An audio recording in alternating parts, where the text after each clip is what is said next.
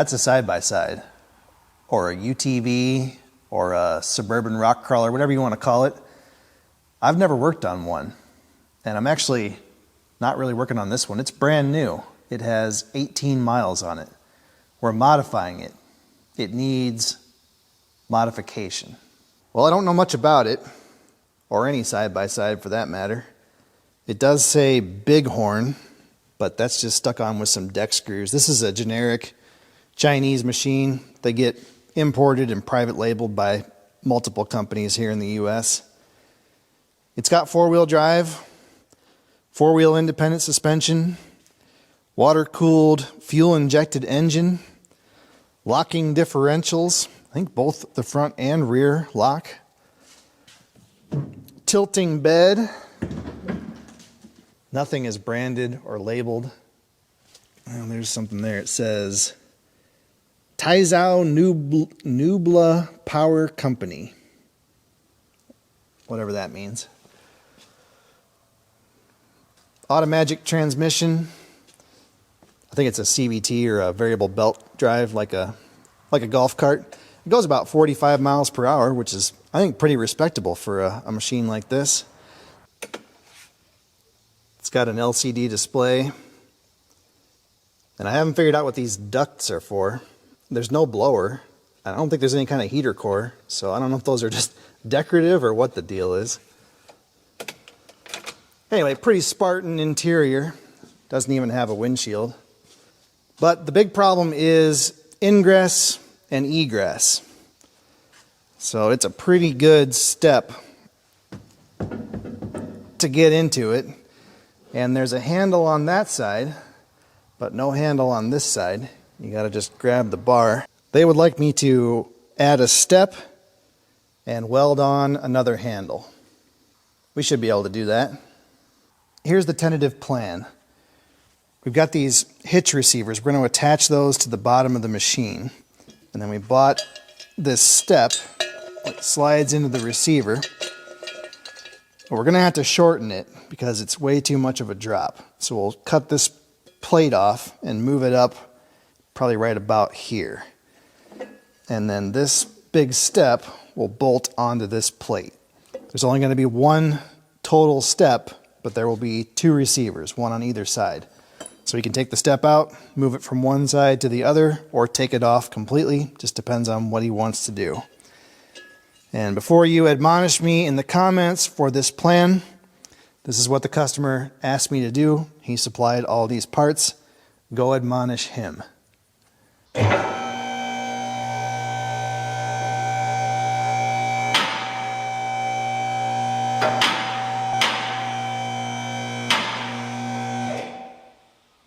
So it needs to be kind of in this area. So the receiver is going to have to attach probably to these two members of the frame. It's got to be low enough that I can slide the hitch out. It's going to hang down pretty far, but not much I can do about that. So I made up a template here. Cardboard aided engineering. Fits in there like so. That fits in there like so. If we just make some cross pieces to fit this template, we should be able to stick them right in there. It's going to have to be a mirror image for the other side, which that's always confusing. But we'll try not to screw it up too badly.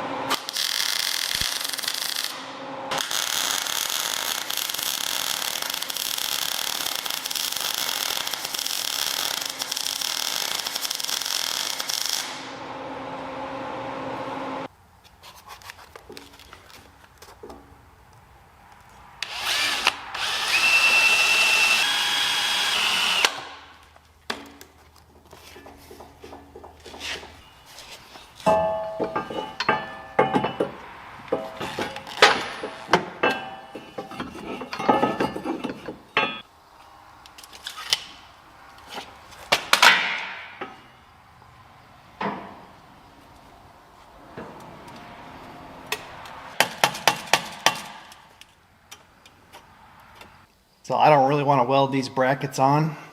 So I've got a feeling at some point he's going to want to take them back off.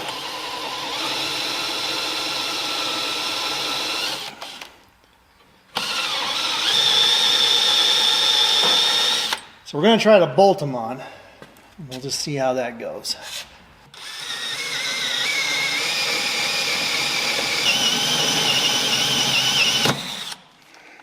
This tool I'm using is called a rotor broach or a rotor cut. It's made by a company called Haugen. I'll put a link in the description. These things are fantastic for drilling thin metal. You know, anything less than about, I'd say maybe 1/4 inch. Normally they eject the slugs too, but since I drilled a pilot hole the same size as the ejector, it doesn't really work. This is 11/32, which is not part of the kit. I had to buy it separately.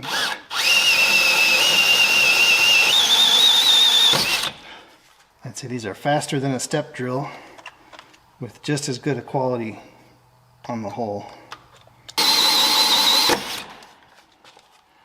Cool. These are riv nuts. Well, technically they're not riv nuts because I think riv nut is a trademarked name. These are pretty close.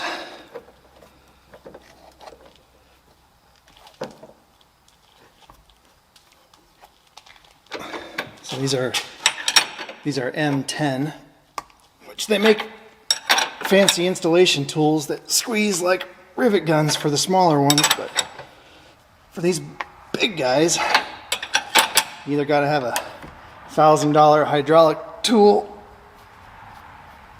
or this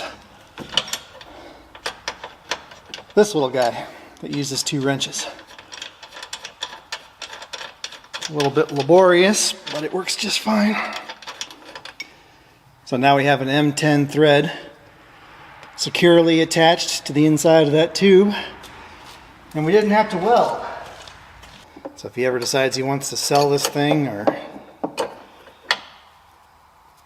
he just gets tired of the steps, he can unbolt them and it's like they were never there.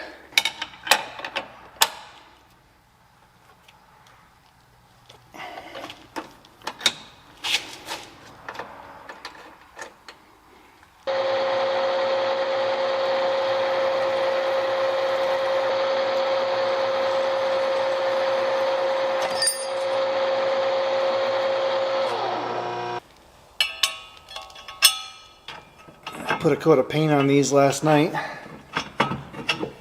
obviously. And I got a little bit of Loctite on these bolts. This would be a recipe for a bolt vibrating out. When you're trying to bolt a thin piece like this, there's not enough stretch in the bolt to keep it tight.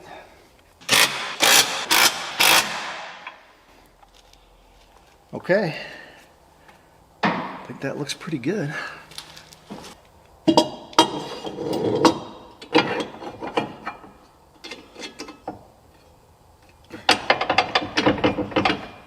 Yeah, it's gonna rattle a little bit no matter what we do.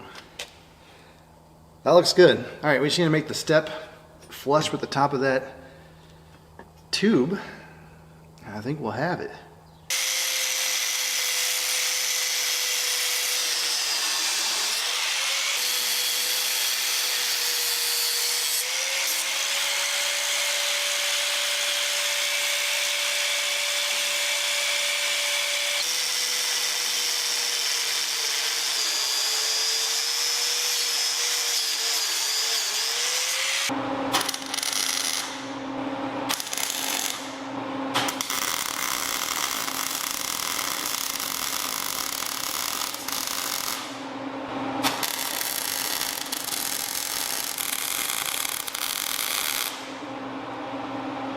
Looks pretty decent.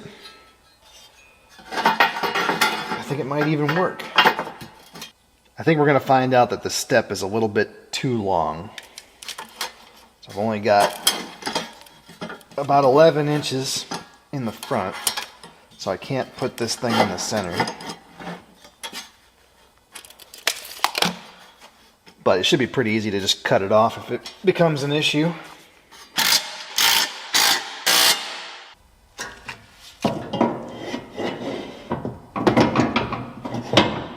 Oh, there we go. Yeah, that looks pretty good.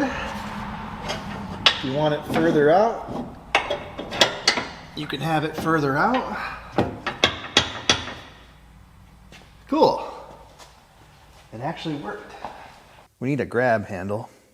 I don't have a tubing bender, so I bought one that's ready-made.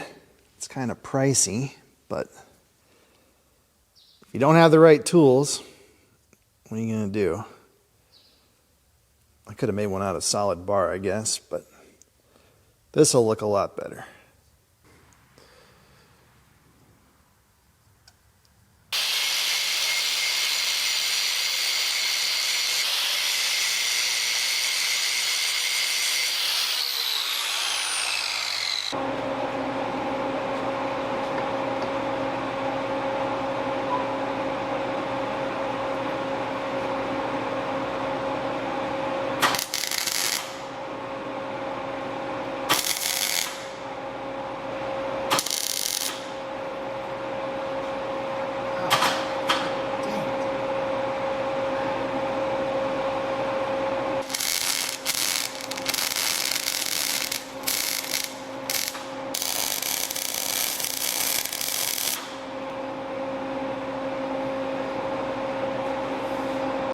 Injured by safety, once again, red hot ball of steel rolled into my glove, and I tried to roll it out, and it rolled down my sleeve and burned my arm.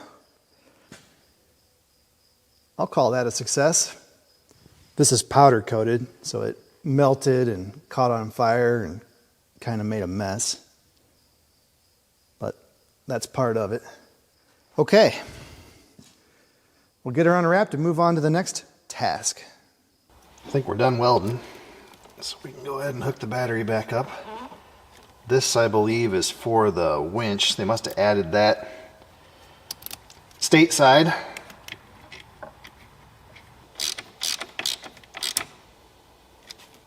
And that's unhooked. Must be some kind of a backup alarm, maybe. Yeah, I'd probably unhook that too. Okay. Doesn't look too awful as far as wiring goes. I mean, none of these connectors are sealed, so if you're going to drive this thing somewhere salty, you're probably going to have some problems. But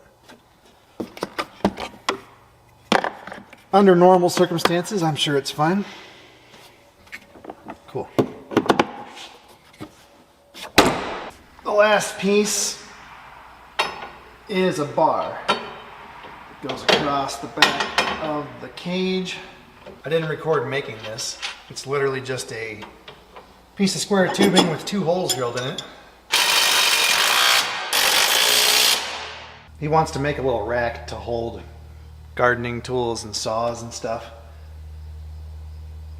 I think we're done. All right, young lady, you want to give this step a try? Yeah. Should I tell you the weight rating? No. I think you're fine. Did you put this bar here? I put that bar there. This bar is new. Did you also, ooh, that's, you're probably not supposed to surf on it. It's kind of the nature of the beast because it's only got one mounting point in the middle, so Oh, yeah. it rocks a bit. Yeah, you know 2 points make a line. Just drive the thing out of here. Oh, I'm supposed to drive it out of here? What else did you do? You know what it's missing? What? A cup holder. Tell China. I didn't build it.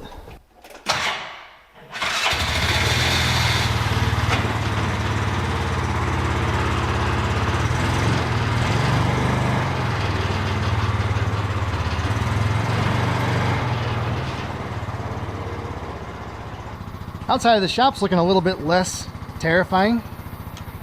Not a whole lot less, but a little bit less.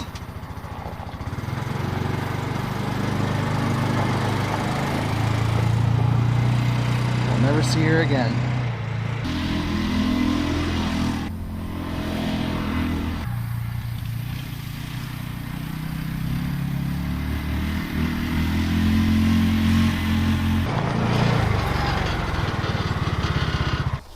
know what we need? What's that? A kiddo to come hang on this. Stress test? Yeah.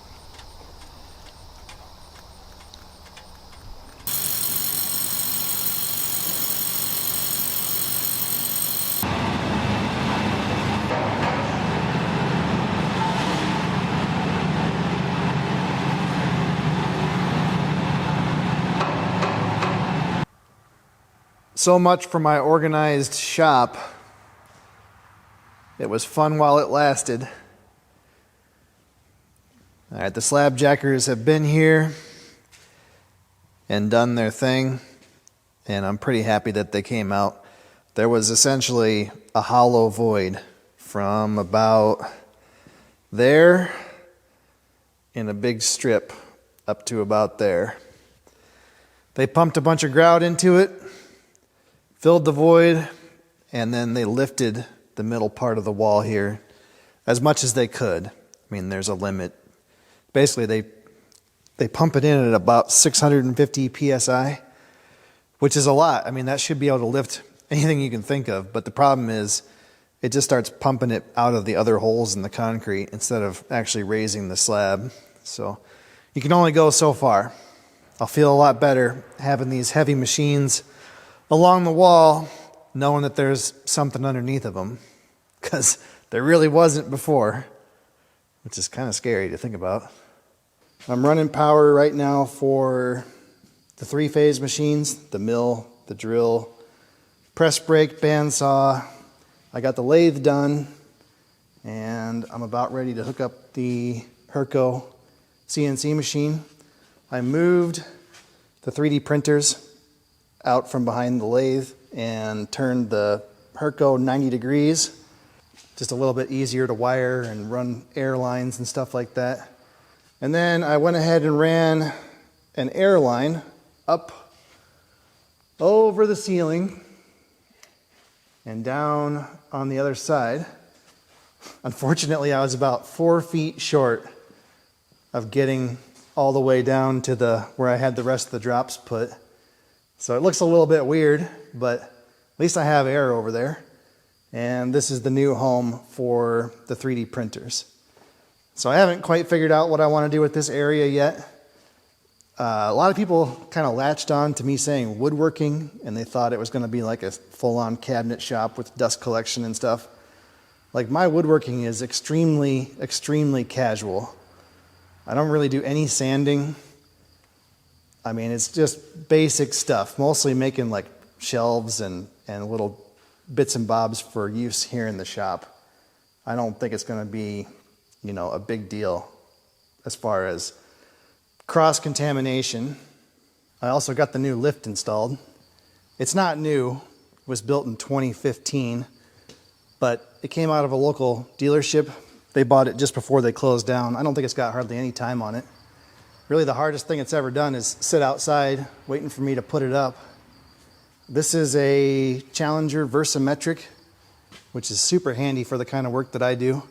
You can use it as an asymmetric lift for cars and small SUVs, and as a symmetric lift for larger trucks. So it's got 3-stage arms, full set of risers, 10,000 pound capacity. I don't like that the controls are on what I would consider to be the wrong side, but they seem to all be that way now. I guess it's so we can get in and out of the door easier. There's things I like about it and things I don't like about it. It's much wider between the columns, which is really nice. That was a big problem with my old lift. The big problem I have is it's actually not as tall as my old lift. On the old one, the crossbar went up with the arms. And if you could drive a car underneath the crossbar, you could lift it as high as you wanted. This truck actually hit the stop on the top. I can't lift it all the way up. The other problem too is that the ideal place for the column would have been right about there, right in the middle of the floor drain. So I had to put it a little further forward than I wanted to, but that's okay. Working on this old pile of junk. I've worked on this truck many times, made several videos about it. 2011 Ram 2500. Boy, it's in sad shape. Power steering box is leaking, or maybe the hose is leaking. I don't know, something's leaking. Came in because it was pulling to the right. The brake hose collapsed and turned into a check valve, held the brakes on. Pretty much melted the brake pads. I was able to turn the rotor. I had to set it up in the engine lathe. Caliper was okay, just needed a brake hose. The oil pan's just about to rot completely out. I was scared to even pull the drain plug out to change the oil. The transmission pan is rotted out. It's leaking oil everywhere. He told me he's been having transmission problems. I am not gonna touch it. He can take that to the transmission shop if he wants. He wanted me to reattach the step on the passenger side. Reattach it to what? I've been down that road before. Even if I weld a patch on that, I bet you it's so thin from being rusted on the backside that it'll just fall off again within about 3 months. Anybody else's wife do this? She came to the shop, what, an hour ago to help me? And she figured out there were no kids here, so she's just been sitting watching YouTube shorts the whole time. It's peaceful in here. Peaceful. Let's have right up here. Yes, you did. We're down up there. All right, I'm making a modification to my air compressor. I added this panel switch a long time ago so I could turn it on and off without having to flip the breaker or the knife switch. But it's not very handy when the compressor is 10 feet up in the air. So I'm adding a remote switch. I think all I've got to do... Yes? I'm just saying I could start talking in the middle of your little spiel and make you have to do a second take. You could. I could, but I'm gonna walk away now. We'll hook them up in series. There'll be 2 switches. Yeah, no, you're not really supposed to splice wires inside of a control box. But I won't tell if you don't.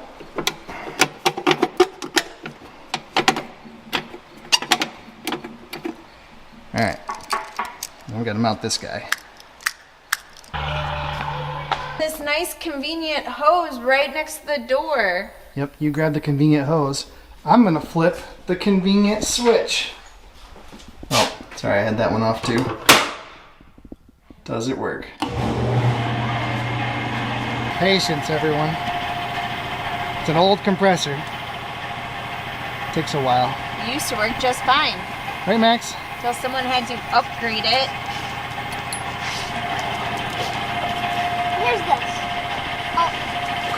I'll be in charge of it.